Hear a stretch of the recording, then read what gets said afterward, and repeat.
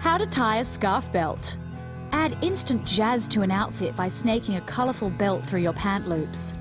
You will need a square scarf and a flat surface. Step 1. Spread a square scarf on a flat surface so that it's in the shape of a diamond. Step 2. Fold the scarf over, bringing the bottom point toward the top point, stopping just above the middle of the scarf. When ironing a scarf, always use the lowest setting. Step 3. Fold the scarf again, this time bringing the top point down to the straight, closed end of the scarf. Step 4. Fold the bottom edge up again so that it's in line with the scarf points to the left and right. Step 5. Fold the top edge down so that it now lies directly along the bottom edge. Step 6. Fold the entire scarf once more, lengthwise. Step 7. Taking care not to twist it, thread the scarf through your belt loops, starting at the back. Step 8. Double knot the ends at the hip.